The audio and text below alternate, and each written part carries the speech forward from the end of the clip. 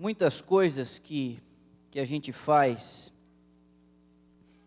emoções que a gente sente, doenças que a gente sofre, têm sua origem nos pensamentos. Os pensamentos são muito poderosos. Eles agem como molas propulsoras.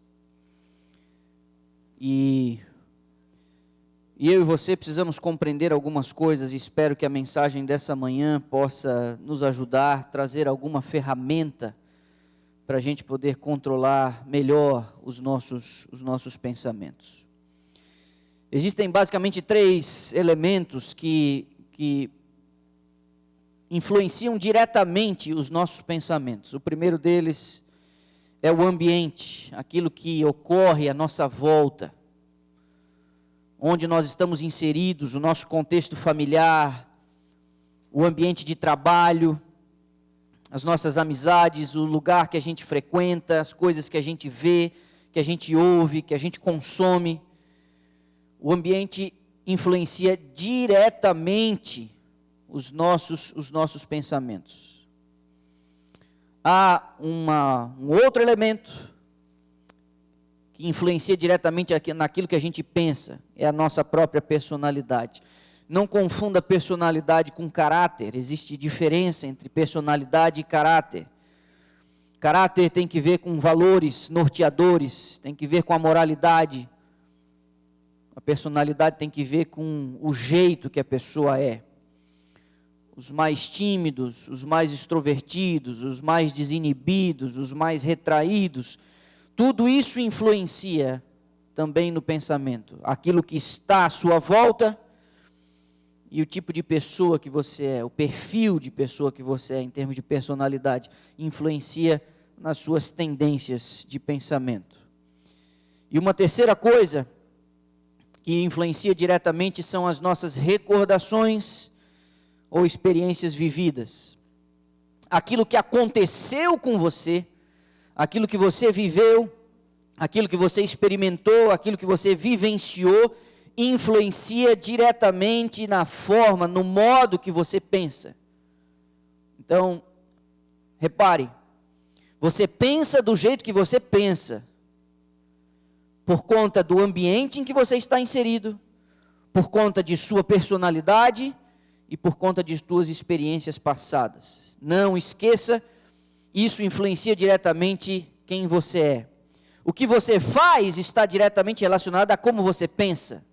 Suas atitudes estão relacionadas a como você pensa, o seu modo de pensar. E o seu modo de pensar é afetado por esses 3 elementos aqui de um modo geral. Todos nós somos donos dos nossos pensamentos. Ninguém tem autoridade para determinar o que a gente pensa. Ninguém. Inclusive, um ancião da Central de Aracaju, conhecido por alguns aqui, Nicodemos Falcão, foi deputado estadual durante alguns mandatos lá, costumava dizer, em seu contexto político, de conflitos, de tensões, costumava dizer que as palavras, de um modo geral, têm servido para esconder os pensamentos. Muitas vezes, as pessoas dissimulam que elas estão pensando, elas têm autoridade para isso, porque todo mundo é dono do seu próprio pensamento e ninguém tem autorização para determinar o que o outro pensa. Pois bem, com maior ou menor dificuldade, a gente pode nutrir os nossos pensamentos, alimentar os nossos pensamentos. A gente pode dirigir os nossos pensamentos. A gente pode expandir os nossos pensamentos. A gente pode reduzir os nossos pensamentos ou até mesmo rejeitá-los. Muitas pessoas sabem exatamente o que fazer quando sentem alguma indisposição física, uma dor de estômago, uma dor de cabeça, um resfriado, mas muito poucas pessoas sabem o que fazer quando se sentem ansiosos, preocupados, nervosos, irritados ou impacientes. E aqui eu quero dizer a você, há uma inabilidade quase que generalizada em termos de administrar as emoções e controlar os pensamentos. Nós parece que nos tornamos especialistas em dizer o que a gente tem que fazer em determinados casos, mas de um modo geral, estamos aleijados emocionalmente porque a gente não sabe o que fazer diante de situações como essa. São estados de ânimo tóxicos que precisam ser combatidos. E a pergunta: como a gente então identifica esse tipo de pensamento tóxico, negativo? Como saber se esses pensamentos nos levarão a condutas indesejáveis ou um estado de ânimo constantemente negativo? Meu irmão, para evitar e vencer pensamentos impróprios, nós precisamos adotar um estilo de vida orientado por princípios e valores universais. E aqui a igreja, o cristianismo, insiste muito conosco em relação a isso. É uma grande ironia que nós gastamos uma boa parte do nosso tempo no púlpito tentando ensinar os cristãos a viver o cristianismo. O cristianismo apresenta esses valores universais que nos ajudariam demais a tratar dessas nossas doenças, desses nossos pensamentos desenfreados. Que tipo de princípio que a religião defende e a psicologia, mesmo sem a premissa de Deus como Criador e o cristianismo como a solução, o que eles defendem? Que tipo de valores são esses? Valores como a honestidade, a responsabilidade, a justiça, o respeito ao outro, a integridade, a veracidade.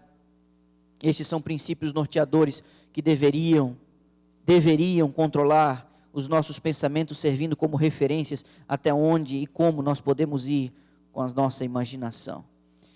David Sobel e Robert Ornstein, na sua obra de coautoria, The Healthy Mind, Healthy Body, eles apresentam, através de estudos, a vantagem, os benefícios de uma atitude mental positiva. Gente que consegue controlar os pensamentos e encontrou meios de poder nutrir, dirigir, reduzir ou evitar alguns tipos de pensamentos. Eles identificaram que há fortes benefícios no que a gente chama de sistema imunológico. Pessoas com uma atitude mais positiva são mais resistentes a doenças. Aqueles que sempre olham a metade do copo como se ele estivesse vazio, estão mais sujeitos às doenças, a fragilidades. Descobriram, através de pesquisa, que esse tipo de atitude positiva também ajuda no combate ao câncer. Algo em que você se apoiar, algo em que você ter esperança, algo em que você vibrar, mesmo no meio de uma crise. O corpo parece reagir de forma positiva ao pensamento otimista. Eles viram também forte correlação com a longevidade. Pessoas com uma atitude positiva tendem a viver mais e melhor. E eles conseguiram perceber, inclusive, no curso pós-operatório, uma recuperação maior do corpo depois da cirurgia.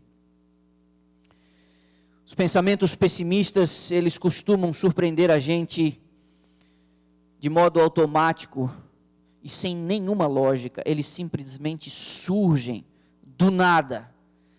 Por isso é importante a gente identificar esses pensamentos e mudar esse tipo de pensamento. É possível que enquanto eu fale aqui, você esteja aí se perguntando: você está falando do pensamento e o controle do pensamento porque você não sabe o que eu passo, você não sabe pelo que eu passei, você não conhece direito a minha vida e como é difícil eu controlar esse tipo de sensação que vem a mim. Há muito tempo eu tenho tentado controlar isso e não tenho conseguido. Isso é uma espécie de condicionamento. Mudar a estrutura de pensamento é uma espécie de condicionamento. Você precisa exercitar, você precisa se forçar a isso. Eu espero nessa manhã, de alguma maneira, poder ajudar você. Os pensamentos que afetam o comportamento estão aqui divididos na proposta do estudo dessa manhã em 4 grupos. O que você pensa a respeito de você mesmo afeta o seu comportamento, as suas atitudes. A visão que você tem, a visão que você tem de si mesmo. Segunda coisa, a visão que você tem sobre o seu passado, as escolhas que você fez, as experiências que você viveu, os caminhos que você tomou. Como você observa isto no passado e influencia o teu comportamento hoje. Também, o que você pensa em relação ao seu futuro, a maneira como você vê no horizonte o seu amanhã. E o que você pensa sobre o ambiente e sobre as pessoas com as quais você convive. E aqui eu queria gastar algum tempo e fazer algumas considerações. Em relação ao que você pensa sobre você mesmo, minha primeira sugestão, você precisa procurar não formar uma imagem de si mesmo se comparando com outros. O problema é que uma patologia parece estar surgindo na geração atual, porque antigamente, quando as pessoas precisavam caminhar 2, 3 quilômetros para chegar no seu vizinho, quem morava no sítio, era bem mais difícil você comparar o que você tinha, quem você era e como você vivia com o vizinho, porque você tinha que ir na chácara ou no sítio vizinho lá, e às vezes ia a pé ou a cavalo, ou com um carro de boi, ou quando muito uma charretezinha. Hoje não. Com o mundo moderno, as pessoas passaram a viver mais próximas umas às outras, e agora vivendo num condomínio, você, ao estacionar seu carro, você olha para a vaga do lado e vê o carro do vizinho, e você já consegue se comparar sem nenhum esforço. Você não precisa mais sair de casa para olhar a vida do outro, ou quando você vai ter contato com outro, você se compara.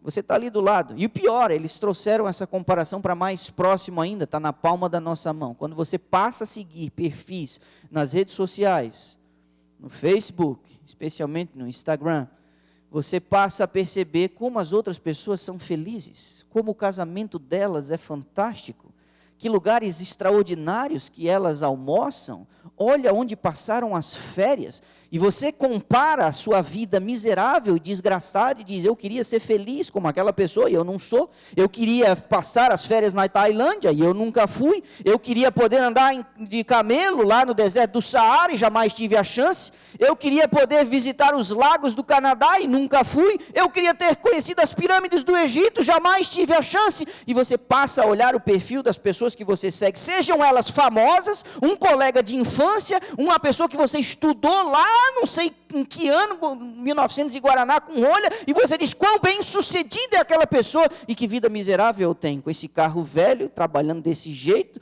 levantando nessa hora, não consigo tirar férias todo ano, e aí você acaba gerando um autoconceito, você acaba gerando uma imagem a respeito de quem você é e de sua identidade, a partir de comparações. É o que eu estou chamando agora de síndrome do Instagram. E é incrível, porque é só você esperar um pouquinho de tempo e acaba percebendo que essa felicidade estampada na timeline não passa apenas de uma vida editada com alguns filtros, efeitos de luz e uma legenda bonita citando Clarice Lispector. Segunda coisa, você precisa reconhecer as suas limitações e fazer algo para melhorar. Às vezes, por conta do tamanho do nosso ego, nós achamos que nós vamos resolver o mundo, que nós vamos fazer uma grande coisa, que nós vamos revolucionar a nossa geração. E essas palestrinhas motivacionais acabam gerando uma certa insatisfação na vida de alguns ao perceberem que sua vida é quase que irrelevante e sem propósito. Meu irmão, nós precisamos, e isso nos ajuda muito a construir uma imagem de nós mesmos, nós precisamos reconhecer que nós somos limitados e que a nossa influência, ela aumenta ou ela é dirigida a partir das oportunidades que a gente tem. Muita gente acha, e eu disse isso há poucas semanas, acha que faria uma grande coisa se tivesse grandes oportunidades, mas não conseguem administrar suas pequenas coisas. Seja fiel no pouco, reconheça suas limitações e quem sabe assim você estará habilitado a dar passos maiores. Terceiro, não se esqueça de você destacar seus valores e habilidades. Você não pode usar ninguém como parâmetro para você entender os seus valores e as suas habilidades. Você precisa ser honesto ao reconhecer suas limitações, mas também você precisa ser honesto em reconhecer as suas habilidades. Há algumas habilidades que pode ser que não esteja muito na moda hoje, o reconhecimento delas, mas que são importantes e é você, é o que te define, é a sua identidade, é o seu perfil. Você não estará faltando com a humildade ao reconhecer que você é bom em determinadas coisas. Apenas entenda que isso pode ajudar você a formar uma autoimagem sadia e real a respeito de si mesmo. Bloqueie e rejeite os pensamentos autodestrutivos. Você sabe que aqui, e eu mencionei anteriormente, o ambiente, a personalidade e as experiências vividas afetam a sua forma de pensar. E muitos de nós temos pensamentos autodestrutivos, autodepreciativos, porque esse tipo de pensamento foi implantado na nossa mente quando ainda éramos pequenas crianças, sem uma noção do mundo, da vida e da realidade. Muitos de nós, infelizmente, fomos educados por pais violentos, por mães intransigentes, que colocaram na nossa cabeça de que nós não seríamos nada, de que nós não faríamos nada e nós não seríamos ninguém. Infelizmente, até os 6 anos de idade, quando o caráter se forma, parte destes conceitos que são absorvidos pela criança acabam se tornando verdades e cristalizadas e influenciam diretamente como as pessoas se enxergam. Deixa eu dizer a você, não acredite nesse tipo de pensamento de que você não é nada, não serve para nada e não vai para lugar nenhum. Esse tipo de pensamento, se ele insiste em tomar conta da tua mente, esse é o tipo de pensamento que você precisa identificar como desnecessário, autodestrutivo, e você precisa bloqueá-lo. Como nós vamos bloquear isso? Eu espero que até o final dessa mensagem nós tenhamos uma ou outra ferramenta para esse tipo de problema que a gente enfrenta. E quem sabe aqui vai o primeiro antídoto. Você precisa acreditar que o seu valor foi atribuído no Calvário.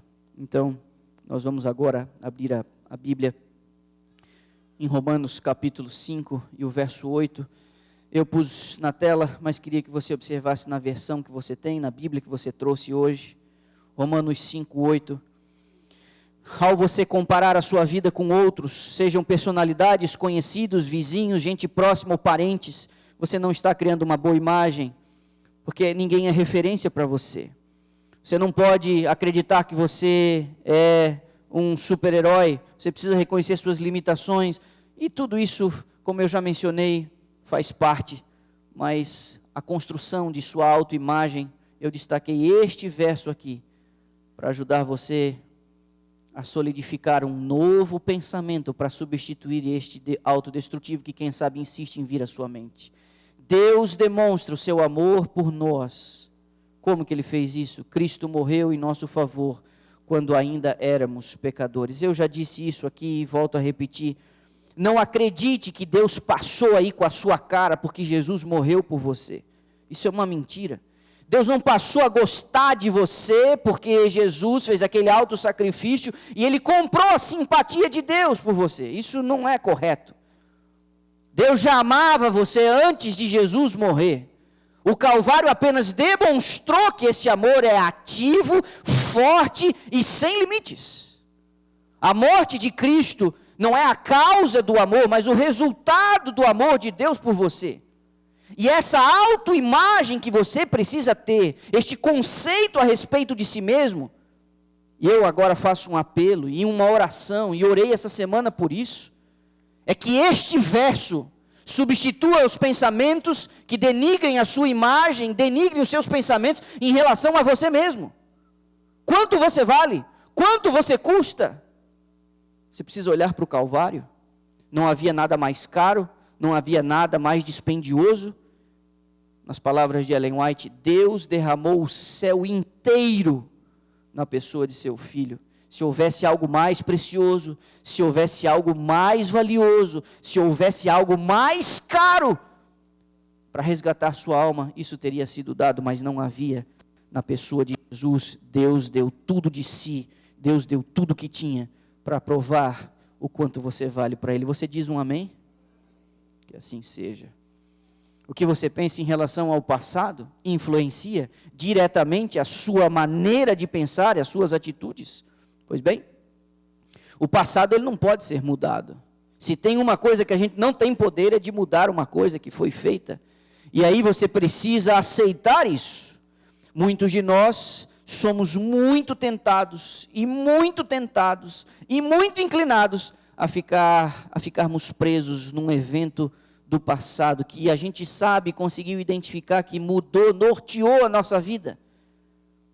Pode ter sido uma gravidez indesejada, pode ter sido uma sociedade mal realizada, pode ter sido uma palavra não dita, uma traição realizada, uma traição sentida. Nós nós nos prendemos a um evento do passado, um passado que nós não temos como mudar, um passado que nós não temos como reverter, e isso influencia demais a nossa maneira de agir no presente, na atualidade. Você precisa aceitar que o passado está lá e isso não tem como ser mudado. Agora você precisa olhar para frente. Não culpe o passado ou as dificuldades do tempo presente, porque isso é totalmente inútil. Achar um culpado, ou achar exatamente o ponto em que sua vida foi definida, não vai mudar o momento em que você está vivendo agora. Liberte-se desta lembrança, desta referência. Isso é completamente inútil. E se eu fosse trocar isso para um português mais claro, para um arroz e feijão, bola para frente. Me permita usar as palavras de Paulo para dizer para você, bola para frente. Filipenses capítulo 3, verso 13 e 14, você conhece, irmãos? Quanto a mim, não julgo havê-lo alcançado, mas uma coisa eu faço, esquecendo-me das coisas que para trás ficam, avançando para as que diante de mim estão, eu prossigo para o alvo, para o prêmio da soberana vocação de Deus em Cristo Jesus. Deixa eu dizer a você, prender-se ao evento do passado, a um acontecimento do passado, a uma lambança do passado, a um escorregão do passado, a uma injustiça do passado, não construirá um seu futuro. Você precisa seguir a orientação inspirada, e ele disse isso com a chancela do Espírito, esqueça daquilo e prossiga para o alvo. Você tem que olhar no horizonte, onde exatamente você quer chegar, para onde você está indo. Pare de olhar no retrovisor. E aí, meu amigo, aqueles que estão acostumados a dirigir, sabem que na proporção de quando você está guiando um carro, diga para mim qual o tamanho do retrovisor. O retrovisor tem esse tamanhozinho. Ele serve apenas para te dar referência de uma coisa passada. Agora olha o tamanho do para-brisa. Esse é o tamanho do seu futuro. Olha a visão que você tem que ter do futuro. Você tem que olhar para o futuro com a amplitude de um para-brisa de um carro e para o passado do tamanho de um retrovisor. Porque não serve para nada, a não ser para te dar as referências. Siga para o alvo. Essa é a sugestão da Escritura. É aqui que ela se coloca numa proposta de substituir o pensamento ruim por um pensamento bom. Eu preciso me ver livre do passado. O que você pensa em relação ao futuro também influencia a sua maneira de agir, as suas atitudes. A forma como você vai agir hoje vai determinar o seu futuro. Por isso, não prender-se a essas coisas do passado, não ter uma imagem distorcida de si mesmo, vai ajudar você hoje a construir e pavimentar o futuro.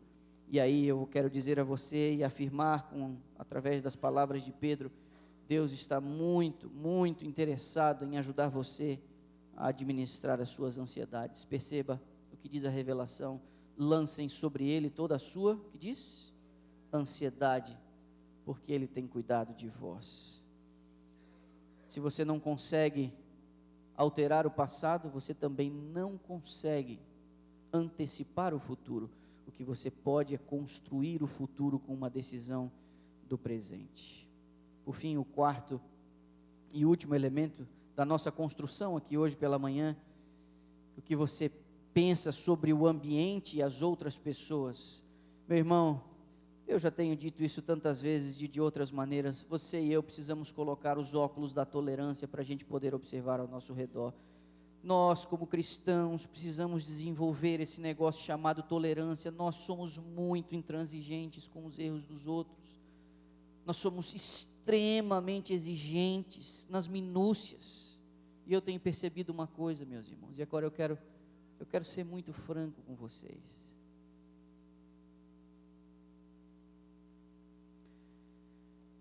Já faz mais de 30 anos que eu frequento a igreja.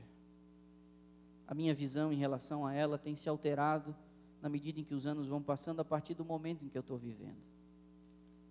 Quando eu era criança, eu tinha uma percepção da igreja. Quando eu era criança, eu tinha uma percepção da liderança. Quando eu era criança, eu tinha uma percepção dos pastores. Quando eu era criança, eu tinha uma percepção dos meus pais. Eu passei a ser um juvenil, um adolescente, e as minhas percepções, elas foram amadurecendo e se alterando na medida em que veio a maturidade. Só que quis Deus que eu, ainda na minha adolescência, começasse a me preparar para ser um pastor. E depois que eu fui para o seminário e passei a fazer estágios nas igrejas, a minha visão em relação à igreja, ela foi se ajustando, ela foi se alterando, ela foi se aprimorando, ela foi amadurecendo. Só que eu acabei sendo e me tornando um pastor. E como pastor, você começa a olhar a igreja numa outra perspectiva. Só que ainda não foi suficiente, eu me casei. E antes eu já atuava como pastor, ainda solteiro, a minha percepção da igreja era uma. Quando eu casei e comecei a vivenciar os desafios matrimoniais, e como um casamento exige esforço, como um casamento exige que você desenvolva algumas habilidades e características, a minha percepção em relação à igreja se alterou no momento em que eu me casei. No que diz respeito à administração de sentimentos, tolerância, o espaço alheio. Só que aí, depois de 5 anos de casado, veio um filho.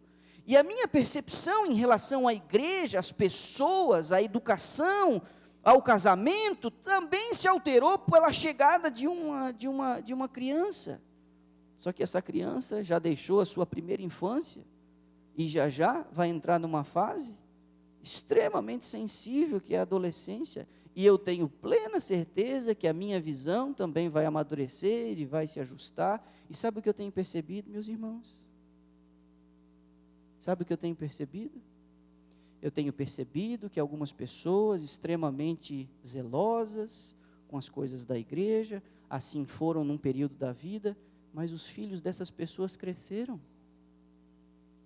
E depois que os filhos dessas pessoas cresceram e se tornaram juvenis e adolescentes, eles começaram a perceber que você, ao lidar com as vontades, com a opinião própria, a personalidade, dentro de casa, na administração do lar, tendo um adolescente, um juvenil, um jovem, querendo olhar pela vidraça da igreja, o mundo lá fora, algumas dessas pessoas passam a olhar a igreja, as outras famílias e os outros adolescentes da igreja com outros olhos, porque eles passaram a sentir dentro de casa alguns dos dramas, e o seu zelo parece ter sofrido alguma alteração.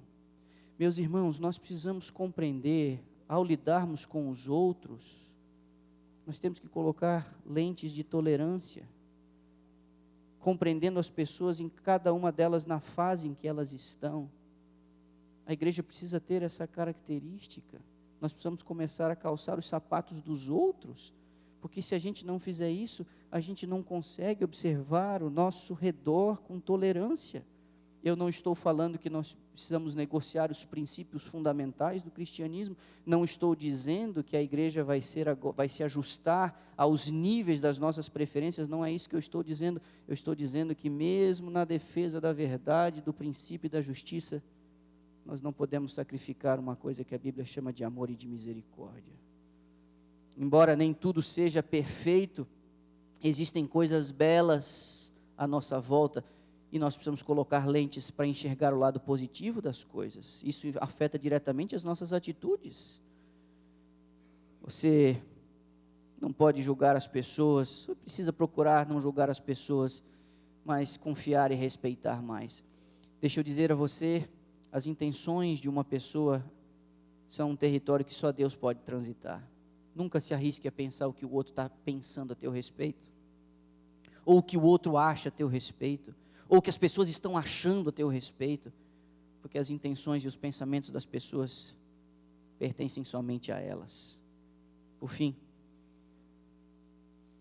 você precisa procurar entender os problemas dos outros e ajudá-los um pouquinho. Eu compreendo que todas as vezes que você conhece a história de alguém, você passa a respeitar, a entender e a tolerar mais a pessoa. Existem casos aqui em que, de fato, alguns não se comportam tão bem. E eu me refiro a isso de maneira genérica. Isso pode estar acontecendo no seu trabalho, isso pode estar acontecendo dentro da sua própria casa, isso pode estar acontecendo entre os seus parentes, as pessoas não se comportam bem. E quando você acaba descobrindo um pouquinho a história, o passado, as experiências e a vivência dessas pessoas, você consegue aceitá-las com mais ternura, porque você consegue entender a causa daquele comportamento. Nós deveríamos, como igreja, ser pioneiros nisso. Esse deveria ser o ambiente onde mais deveríamos exercer e aprender a viver dentro desse padrão e dentro desse panorama. E por fim, se você acha que não tem força para fazer o que nos está sendo proposto o Evangelho, Não acredite que a vontade vai chegar aí em você repentinamente para você passar a enxergar e a tolerar os outros, porque essa vontade pode ser que nunca chegue. Você precisa fazer por princípio, mesmo sem ter vontade. E aí, quem sabe os dois textos, o de Pedro e o de Paulo, possam nos ajudar. Nada façam por ambição egoísta ou por vaidade, mas humildemente considerem os outros superiores a vocês mesmos. Por alguma razão, essa referência de 1 Pedro 5,7 está errada, porque esse é Filipenses capítulo 2, verso 5. E Paulo também, ele diz aos Tessalonicenses 5,11, por isso exortem-se e edifiquem-se uns aos outros, como de fato vocês estão fazendo. Não há nenhuma proposta mais significativa para a igreja do que a gente apoiar e ajudar uns aos outros. Qualquer atitude da igreja que não visa o benefício, a restauração, mesmo a disciplina, mesmo a exortação, não deve visar o sofrimento, o constrangimento, mas sim a restauração, o apelo à consciência e uma mudança de atitude. Pois bem, eu estou dizendo que você e eu precisamos controlar os pensamentos. Você sabe que há um diálogo interior que ocorre dentro de cada um de nós. É quando você fala consigo mesmo. E muitas vezes essa atmosfera da sua mente é uma atmosfera pesada, por esses elementos que nós já discutimos aqui. Pode ser que você esteja trazendo uma carga tão pesada, que quando você está aí falando consigo mesmo, seja um ambiente tão pesado, tão tóxico, que você quase que se vê forçado a pensar o pior de si mesmo e das pessoas.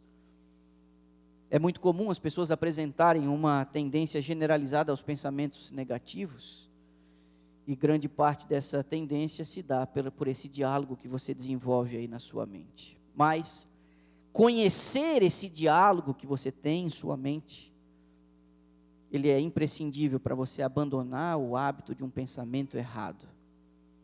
E aqui eu queria trazer a você um exemplo muito incrível de como Jesus teve que lidar com um diálogo interior. Há aproximadamente 20 anos atrás, quando eu li com outros olhos o livro Desejado de Todas as Nações, eu cheguei no meu capítulo predileto, que é o do Getsemane, e aquilo me tocou profundamente. Você e eu devemos lembrar que no jardim do Getsemane foi ali que Jesus sofreu uma agonia terrível depois da Santa Ceia. Quando Judas chegou com a polícia do Sinédrio para levá-lo preso, sendo guiados por Judas para dentro do jardim. Jesus havia frequentado o jardim do Getsemane muitas vezes, era um lugar muito, muito conhecido para ele e para os discípulos. E ele está no íntimo do jardim com Pedro, Tiago e João, e ele começa a angustiar-se muito. Você e eu conhecemos um pouco a Escritura e lembramos que ele se angustiou a ponto de suar sangue. E ele dizia, passa de mim esse cálice. Nesse contexto de luta, você sabe que Jesus também foi assaltado por pensamentos ruins. Estes pensamentos eram uma influência externa, não de anjos malvados, mas do próprio comandante da hoste do inferno. Satanás não teria delegado essa responsabilidade a nenhum demônio de baixo escalão. Ele mesmo atuou no jardim do Getsemane, tentando fazer Jesus enxergar as coisas e a si mesmo pelo seu pior aspecto. Esse, quem sabe, foi um dos piores e mais complicados momentos da vida de Jesus. Nas palavras de Ellen White, a sorte da humanidade oscilava na balança. Tivesse ele fraquejado ali, e eu e você estaríamos eternamente perdidos. E aí, eu tomei a liberdade de trazer um parágrafo deste capítulo para você perceber que esse negócio de pensamentos ruins afeta qualquer um e afetou o próprio Jesus. Repare. Satanás dizia-lhe que se tornasse o penhor de um mundo pecaminoso, seria eterna a separação. Ele se identificaria com o reino de Satanás e nunca mais seria um com Deus. Antes de eu continuar, apenas eu quero dizer a você que este pensamento autodestrutivo, ele não nasce na mente de Jesus, mas ele é implantado de fora, é uma influência de fora a qual todos nós estamos sujeitos. Mas olha a reação de Jesus. Isso é Satanás quem está falando e tentando ele ali naquele momento. E que se lucraria com esse sacrifício? Quão desesperadas pareciam a culpa e a ingratidão humanas. Satanás apertava o Redentor, apresentando a situação justamente em seus piores aspectos. A nação que pretende achar-se acima de todas as outras quanto às vantagens temporais e espirituais, rejeitou-te. Procuram destruir-te, a ti, fundamento, centro e selo das promessas que lhes foram feitas, como povo particular. Um de teus próprios discípulos que tem ouvido tuas instruções e sido um de maior destaque nas atividades da igreja, trair-te-á. Um de teus mais zelosos seguidores te há de negar. Todos te abandonarão. Cristo, repare agora, repeliu esse pensamento com todo o seu ser, que aqueles a quem empreendera salvar, aqueles a quem tanto amava, se unissem às tramas de Satanás. Isso lhe transpassava a alma. Meu irmão, se o inimigo das almas teve a petulância de tentar fazer Jesus pensar, ler o ambiente dentro da sua pior perspectiva, imagina eu e você, fraquinhos que somos, imperfeitos, nossa carne é enferma, nossas tendências são ruins, nosso passado é traumático, nossa educação foi imperfeita. E por favor, para aqueles que sucumbem constantemente à tentação de culpar seus pais pelo estado e a condição que você está hoje, deixa eu dizer uma coisa a você: não existem pais perfeitos. Não existem pais perfeitos porque eles não foram perfeitos. Os teus pais foram imperfeitos porque eles são imperfeitos. E se você hoje é um pai, você também é um pai imperfeito, e eu afirmo isso sem medo de errar. Você é imperfeito e assim é. As gerações vão somando as suas imperfeições, mas vem o Evangelho com o seu poder restaurador e diz: você precisa frear essa onda de degeneração e de imperfeição, fazendo melhor do que os seus pais. Onde os teus pais erraram, você vai continuar errando com os teus filhos. O que eles disseram a você que acabou com sua autoimagem, você vai reproduzir isso na vida dos teus filhos. Você gostava dos decibéis, dos tons que eram utilizados dentro de casa para fazer as coisas acontecerem, por que você anda gritando dentro de casa então? Foi ruim o que fizeram com você? Faça diferente com quem você está sob tua responsabilidade. Você vê a petulância? Apresentando a coisa pelo pior aspecto. Às vezes a gente lê a realidade assim, olhando na pior perspectiva, mas o que me espanta na frase da serva do Senhor é que ele repele esse pensamento com toda a força do seu ser. Você precisa fazer isso. A exemplo de Jesus, você precisa fazer isso. Se um pensamento ruim insiste em vir à sua mente, você precisa repelir esse pensamento com toda a força do seu ser. E a minha pergunta é: como alguém pode repelir um pensamento? Nós precisamos renovar a nossa mente. O texto que foi lido como principal, em Romanos capítulo 12, o verso 2, nos diz assim: não se amoldem ao padrão deste mundo, mas transformem-se pela renovação de sua mente, para que sejam capazes de experimentar e comprovar a boa, agradável e perfeita vontade de Deus. Meus irmãos, com que você anda alimentando a sua mente? Você não terá condições de controlar os seus pensamentos, a menos que você alimente a sua mente com algo que presta. Pode ser que eu esteja falando para pessoas que estão lidando com solidão, pessoas que estão lidando com a depressão, pessoas que estão lidando com sérios problemas emocionais. Eu preciso dizer a você, você precisa trocar o cardápio da sua mente. Você precisa trocar o menu com que você está alimentando a sua mente. Só que assim como no corpo, as mudanças não são repentinas, automáticas, é um condicionamento. Na mente é a mesma coisa. Por conta dos maus hábitos, nós criamos o que os especialistas chamam de caminhos neurais, são atalhos que você faz no automático, quase como num reflexo, que você não pensa mais, não raciocina mais. Esses caminhos precisam ser alterados por novos hábitos, e aí entra a palavra de renovação da mente, para a renovação da forma como a gente pensa. Aqui, e eu quero dizer para você, eu não sou um terapeuta, eu não tenho formação para isso, eu não sou um animador de palco, eu não sou um palestrante motivacional, eu sou um pregador do Evangelho. Um Evangelho que pretende restaurar o ser humano em todas as suas dimensões. Eu e você não poderemos cumprir o propósito para o qual o Senhor nos colocou nesta igreja e nesta cidade, a menos que haja uma renovação de nossa mente, a menos que a gente mude a nossa forma de pensar e de agir. Isso só será possível se a gente substituir esses tipos de pensamentos. Quando Jesus foi oprimido por todos os lados, antes mesmo de seu ministério iniciar, sofreu muita pressão porque ele era diferente. Quando questionado, perguntavam a ele por que ele era assim e como que ele conseguia ser assim. O Senhor conhece os pensamentos do homem, Ele conhece os teus pensamentos, e Ele sabe que os nossos pensamentos são fúteis. A Bíblia não nega essa realidade, mas ela diz: como pode o jovem manter pura a sua conduta? Foi essa a resposta que Jesus dava aos seus inquisitores: vivendo de acordo com a sua palavra. Guardei no coração a tua palavra, para não pecar contra ti.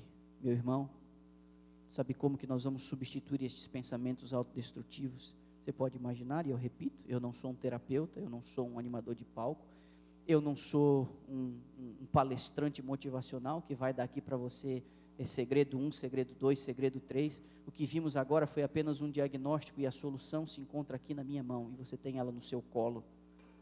O meu e o seu pensamento, sejam eles quais forem, só pode ser alterado se você substituir por um pensamento mais forte. Esta é a palavra viva do Deus Todo-Poderoso, que não muda, mas transforma as pessoas. Quanto tempo você tem gastado com este livro diariamente?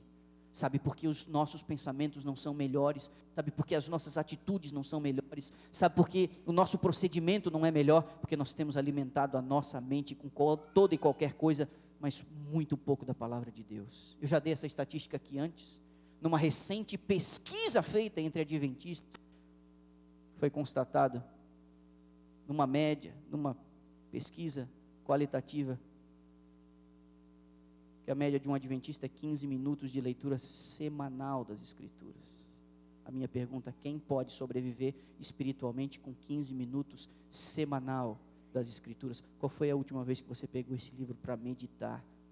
Meu irmão, eu não posso explicar para você o que ocorre, mas este livro tem o poder de transformar a vida das pessoas.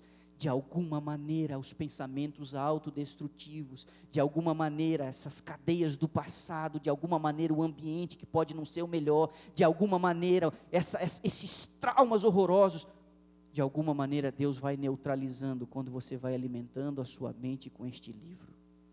Temos tantos recursos. No passado as pessoas sofriam tanto para ouvir uma ou outra frase vinda das Escrituras.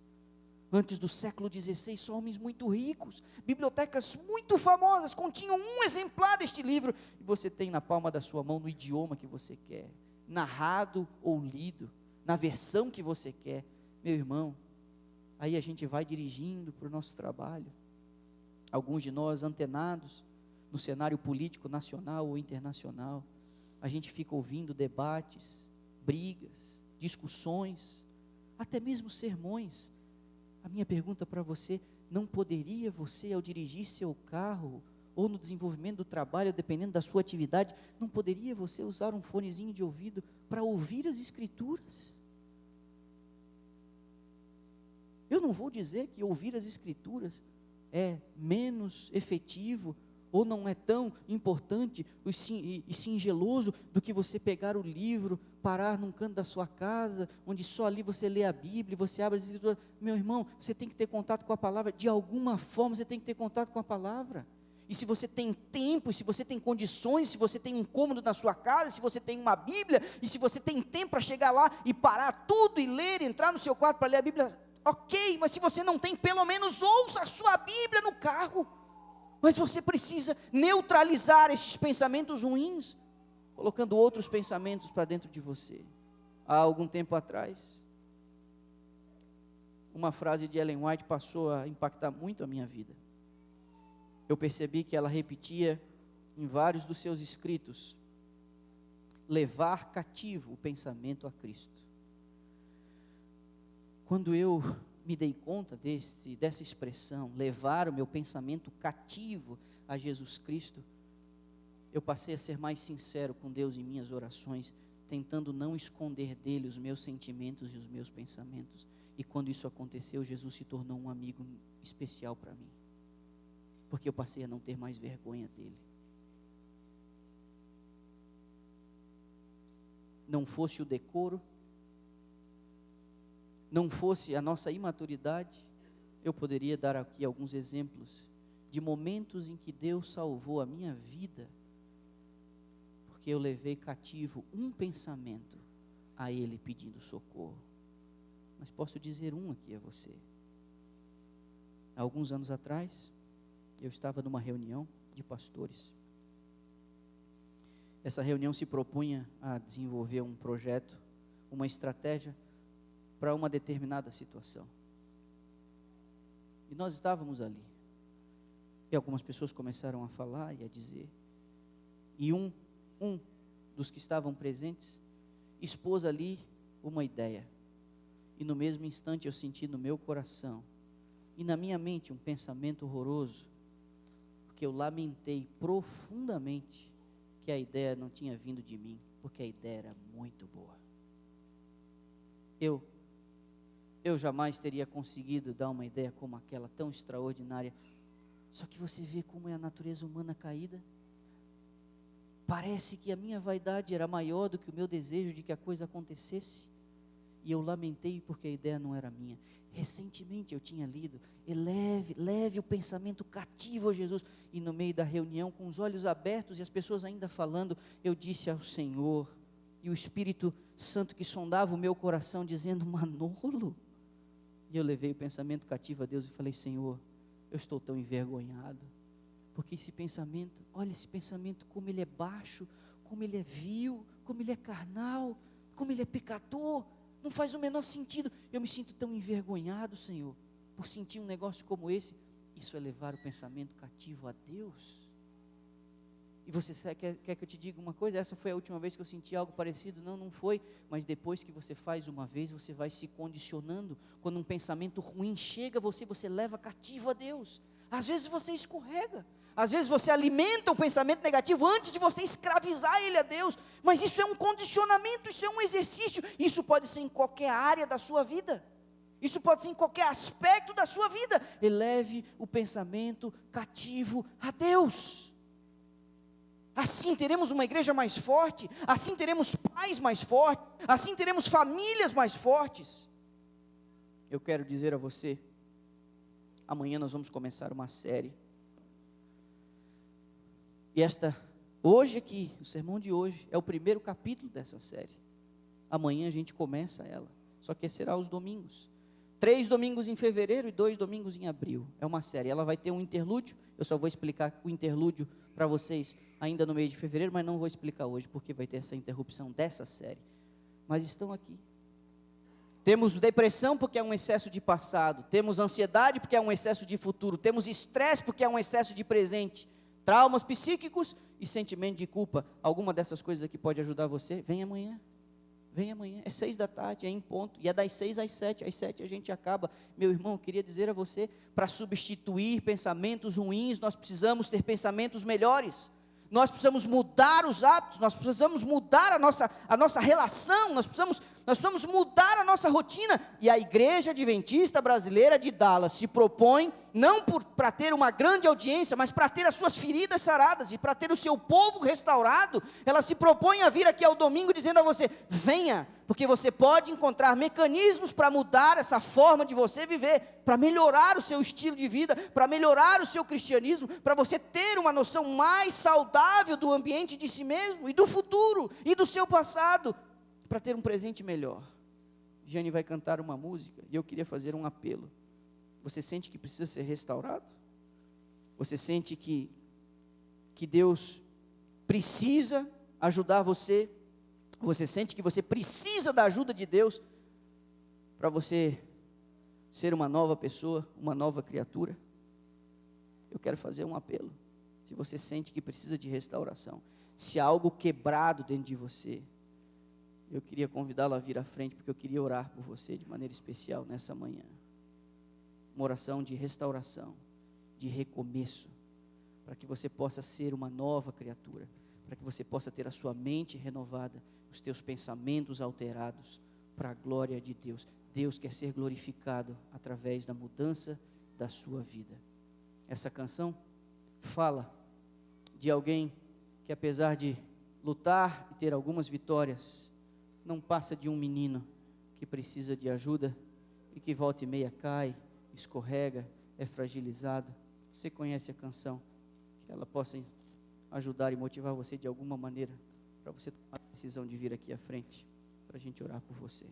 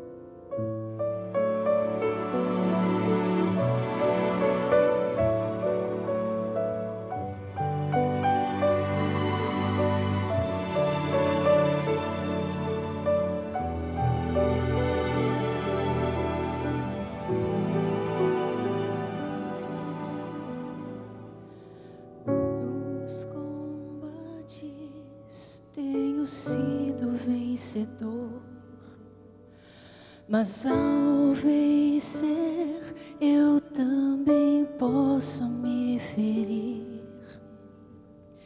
Falam por aí que a mim ninguém pode derrotar, sem ver que no meu peito eu escondo meu pesar. Saibam, pois, que ao cair eu oro ao meu Deus. Saibam que me levanta se estou só. Espada em punho, estou a chorar, pois dentro da armadura só um menino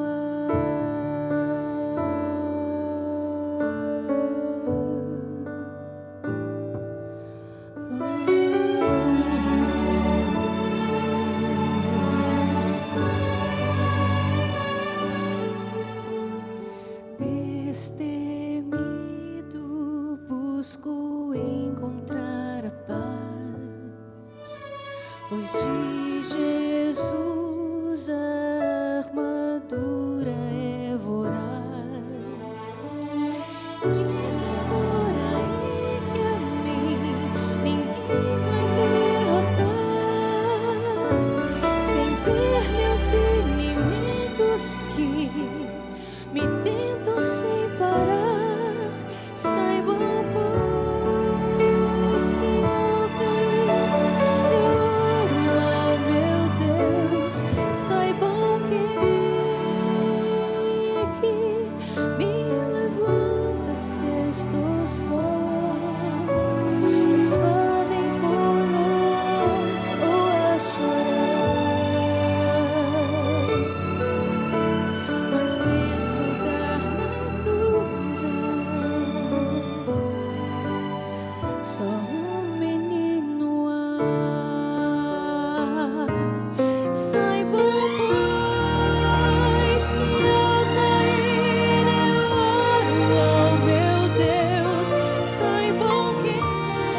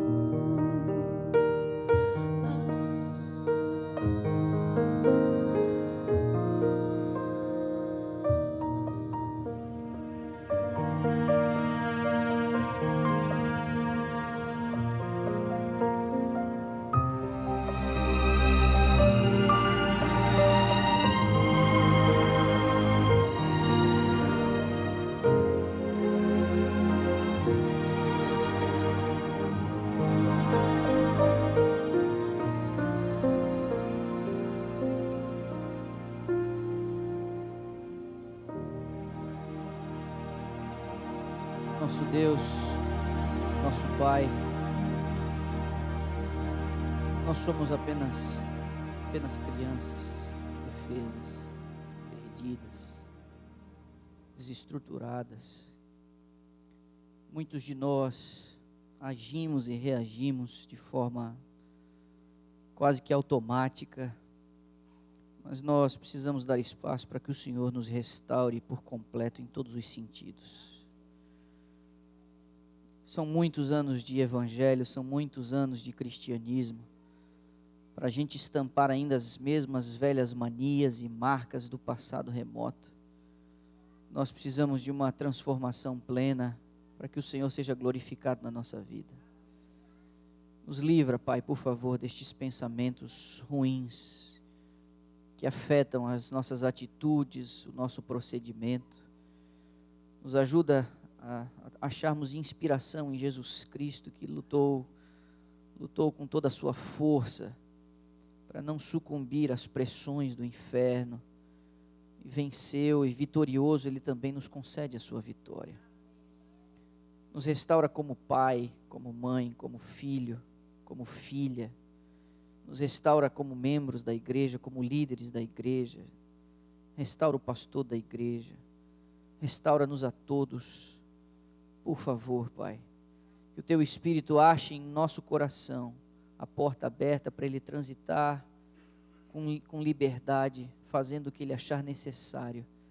É obra do Espírito nos refazer, nos remodelar à semelhança de Teu Filho Jesus. Que a Tua palavra substitua as velhas manias e os velhos pensamentos, a fim de que a gente viva uma nova experiência segundo a Tua promessa. Porque aqueles que estão em Cristo são novas criaturas. Despeça-nos com a Tua paz, com alegria e a certeza de que estivemos na Tua presença. Oramos em nome de Jesus, amém.